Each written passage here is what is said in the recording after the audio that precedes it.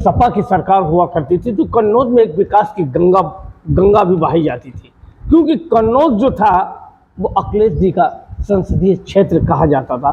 लोगों का ये भी कहना था कि कन्नौज से ही अखिलेश जी ने अपनी राजनीति शुरू की थी, इसीलिए कन्नौज एक वीआईपी जिला भी कहा जाता था। जैसे 17 के बाद जब सपा सरकार गई तो विकास कार्यों पर, जैसे सफाइयों का कहना है, जनता का भी कहना है कि जो विकास कार्य पड़े थे उस पर संकट के बादल मनाने लगे। आखिरकार क्या हुआ? चाहे लोगों का कहना है मेडिकल कॉलेज हो, जो करोड़ों की लागत से उन्होंने इसलिए बनवाया था कि गरीब तबके लोगों का इलाज होगा, वाल संग्रहालय, सीवरेज प्लांट, कैंसर हॉस्पिटल जैसे अनेकों उन्होंने ऐसी योजनाओं के तहत, चाहे काम प्लांट हो, तो ऐसे प्लांट लगवाए थे ताकि यहाँ के गरीब वर्ग के लोगों को लाभ उसका पहुंचे। लेकिन आज जनता का कहना है कि ये सब धराशायी हो चुके हैं। लेकिन भाजपा इससे पीछे नहीं है। भाजपा का कहना है कि सपा से ज्यादा हम विकास कार्य करा रहे, योजनाएं चला रहे, गरीबों को लाभ पहुंचा रहे। हर कोई बात नहीं, आज कुछ भी हो, आज चाय पे हम चर्चा आकाश से करेंगे। आकाश शाह जी जो है एक सपा के ये प्रवक्ता भी हैं और सपा के दिग्गज नेता भी हैं, इनके साथ में लोग भी मौजूद हैं। आइए हम इनसे आज चाय पे चर्चा करेंगे। आकाश जी, 2017 में जब आपकी सपा सरकार हुआ करती थी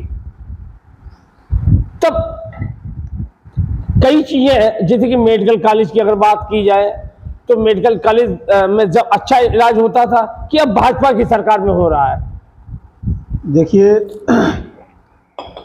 जैसा आपने शुरुआत करी,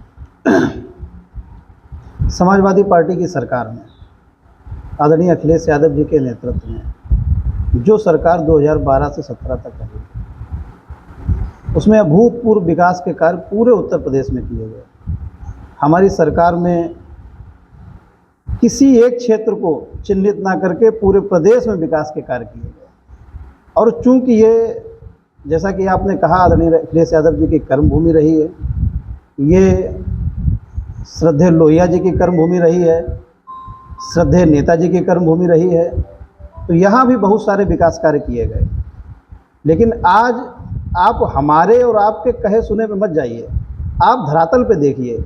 समाजवादी पार्टी की सरकार में जो भी परियोजनाएं, जो भी योजनाएं कन्नौज जनपद को सौगात के रूप में दी गई, वो सारी बंद पड़ी हैं।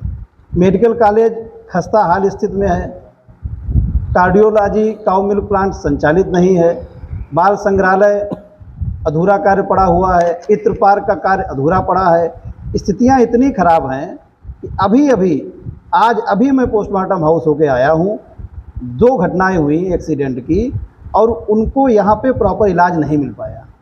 घायलों को अगर प्रॉपर इलाज मिल पाता तो शायद उनकी जान बचाई जा सकती थी। उसी के लिए राष्ट्रीय अध्यक्ष अखिलेश यादव जी ने, चाहे कन्नौज का जिला अस्पताल हो, शिवरामों का 100 सैया अस्पताल हो, मेडिकल कॉलेज हो, या तमाम CHC PHC बनाने का काम किया। लेकिन आज ये सारे अस्पताल केवल रेफर सेंटर बन गए हैं। मरीजों को यहाँ से वहाँ रेफर कर दिया जाता है और मरीज कानपुर पहुँचने से पहले ही दम तोड़ देता है। आकाश जी बात कहेंगे कि भाजपा के मुख्यमंत्री योगी आदित्यनाथ से लेकर भाजपा के नेता ये कहते हैं कि जब सपा की सरकार थी तो किसी जनपद का विकास नहीं हुआ, केवल एक ही परिवार का विकास हुआ है। आप कह रहे हैं कि भाजपा में विकास नहीं हो रहा।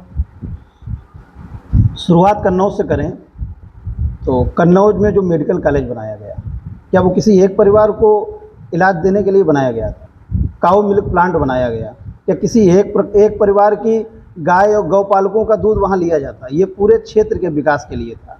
ये जो एक्सप्रेसवे बनाया गया, इसमें क्या केवल एक परिवार के लोग चलते हैं? पूरा क्षेत्र और पूरे प्रदेश के लोग उसका नाम उठा रहे हैं। नेशनल हाईवे बना दिया, आपसे बेहतर बना दिया। कहाँ बना दिया? देखिए कितना बड़ा बना। अरे पूरी 8 साल सरकार हो गई, सरकार ने बनाया, अभी कागजों में चल रहा, अभी उसे तैयार नहीं हुआ है। तैयार और 2-2.5 साल के अंदर इतना बेहतरीन एक्सप्रेसवे बना के आदरणीय अखिलेश यादव जी ने हम सबके सामने एक नजीर पेश की।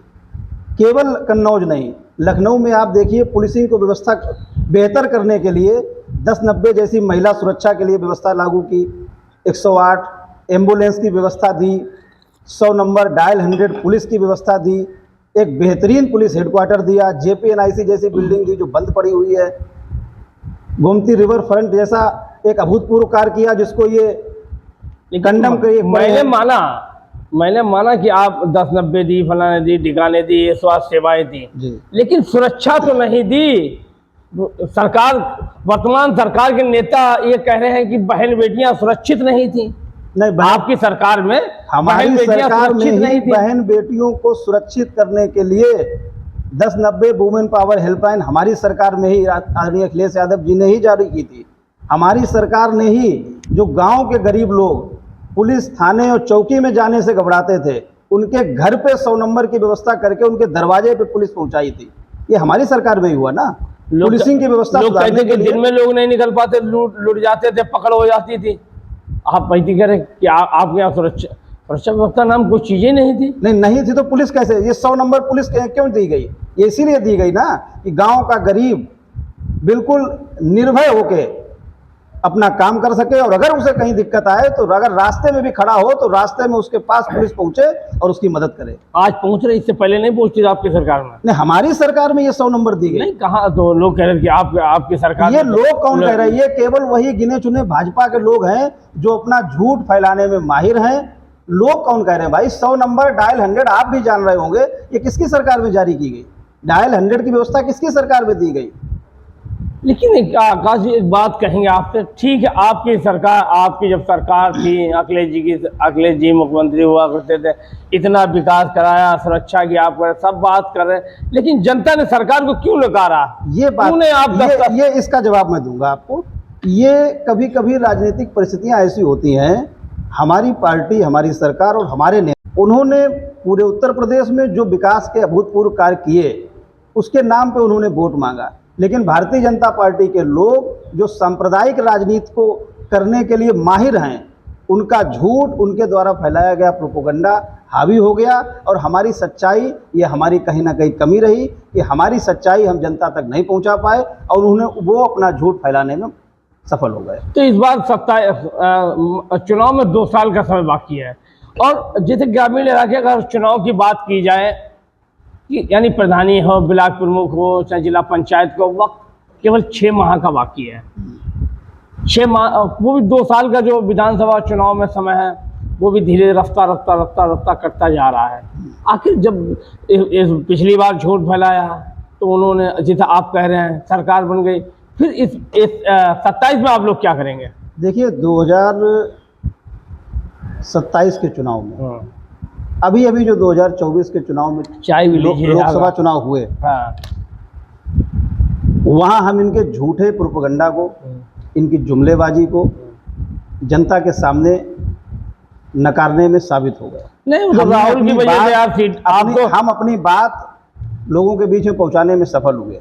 इसी प्रकार 2027 के चुनाव में हम बूथ, सेक्टर, गांव, गली स्तर पे काम कर रहे हैं। हमारी रणनीति तैयार है और इनको हर मोर्चे पे बेनकाब करने का काम करेंगे, और जनता हमारे साथ है। जनता ने 2024 के चुनाव में दिखा दिया कि वो समाजवादी पार्टी की तरफ आशा भरी निगाहों से देख रही है।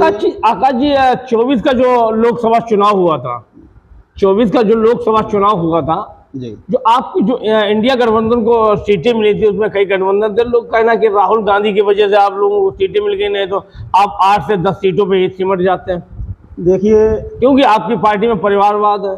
ये राष्ट्रीय राजनीति का मुद्दा है और हमें लगता है इसका जवाब हमारे राष्ट्रीय अध्यक्ष जी बेहतर देंगे, लेकिन फिर भी मैं इतना कह दूं कि हमारी पार्टी का संगठन पूरे उत्तर प्रदेश में हर गांव गली तक है, और कांग्रेस के संगठन की स्थिति क्या है ये हमसे आपसे छुपी नहीं है। तो किसकी वजह से कौन जीता ये लोग भी जान रहे हैं, जनता भी जान रही है। बिल्कुल होगा। फिर आपके राष्ट्रीय अध्यक्ष अखिलेश यादव जी बिल्कुल होगा, कह रहे हैं कि हम गठबंधन कांग्रेस से करेंगे। हमारे नेता पहले ही स्पष्ट कर चुके हैं कि समान विचारधारा वाले सभी दलों को अभी बड़ा दिल दिखा के साथ आपने कहा कांग्रेस का कोई वजूद नहीं है, आपने कहा फिर गठबंधन क्या, कौन सी मजबूरी है? वजूद होना ना होना वो आपने कहा, नहीं हम बता रहे हैं, आपने कहा कांग्रेस का वजूद है। हमारी बात तो सुनिए, हमने जो कहा, फिर क्या मजबूरी है? कोई मजबूरी नहीं है। अखिलेश जी की क्या मजबूरी है? हम ये चाहते हैं कि समान विचारधारा के जो भी दल हैं वो एक साथ आएं और ये नफरत और सांप्रदायिकता और धर्म की राजनीति करने वाले लोगों को नकारने का काम करें। विकास और खुशहाली की राजनीति, एक पॉजिटिव पॉलिटिक्स आगे बढ़े। कौन आपके जो गठबंधन करेंगे आप लोगों को इंडिया का, क्या ओवैसी ओवैसी को भी मिलाएंगे? नहीं, ये हमारे राष्ट्रीय नेतृत्व का फैसला होगा। क्या वैसे जी बड़े नेता हैं और हमारे नेता से कोई बातचीत हुई होगी तो जरूर यानी बड़ा नेता दिल कोई दिखाएंगे। अच्छा फैसला लेंगे। अखिलेश जी बड़ा दिल दिखाएंगे, ओवैसी को अखिलेश जी का मिलाएंगे। दिल पहले से ही बहुत बड़ा है और वो हमेशा दिखाते रहे बड़ा दिल। उन्होंने बड़ा दिल दिखा के ही तमाम गठबंधन किए और आगे भी बड़ा दिल दिखा के समान विचारधारा वाले दलों को साथ लेने का काम करेंगे, जो वो पहले ही कह चुके हैं। अच्छा, अंतिम मेरा सवाल है। आप कह रहे हैं कि कन्नौज में 3 विधानसभाएं हैं, तीनों विधानसभाओं में कभी सपा के विधायक हुआ करते थे, लेकिन एकदम सपाया हुआ, आखिर क्या कारण है? ये जो हमने आपको बताया, गुटबंदी है? नहीं, गुटबंदी, और इसको आप लोग गुटबंदी कहते हैं। राजनीतिक दलों में काम करने वाले नेताओं के अंदर महत्वाकांक्षाएं होती हैं और होनी भी चाहिए। हर आदमी,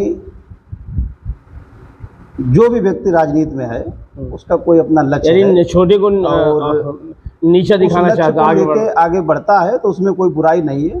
हाँ, उसमें यह है कि जो आपने कहा नीचा दिखाना या अपमान करना, इस तरीके की भाषा या इस तरीके का भाव नहीं होना चाहिए। राजनीति में सबको साथ लेके चलने से ही हमारी ताकत बढ़ती है और हमारे दल में ऐसी कहीं कोई स्थिति नहीं है। हमारा दल क्या होगा?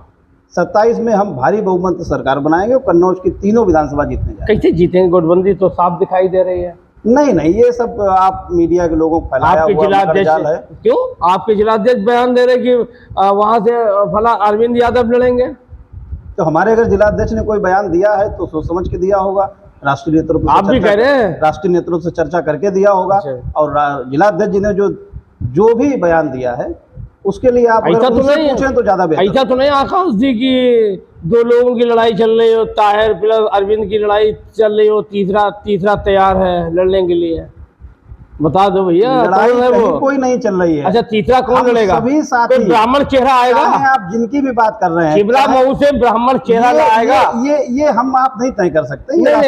ये राष्ट्रीय नेतृत्व का फैसला है, आपकी पार्टी की। चाहे आप ताहिर भाई की बात करें, चाहे अरविंद यादव जी की बात करें या अन्य जिस चेहरे की बात कर रहे हैं, सब लोग समाजवादी पार्टी के कर्मठ नेता हैं और आदरणीय अखिलेश यादव जी को मुख्यमंत्री बनाने के लिए रात दिन लगे हुए हैं और पार्टी को आगे बढ़ाने का। ये सूत्रों से जानकारी मिली है कि ये 2 लोग लड़ रहे हैं, आपस में लड़ रहे हैं, पार्टी तय कर चुकी है कुछ। ये कौन सा सूत्र आपके पास है? कहाँ लड़ाई दिखी? सपा के ही लोग कह रहे हैं। लड़ाई सपा के ही लोग कह रहे हैं। हम लोग दल में काम कर रहे हैं, सपा के ही लोग कह रहे हैं।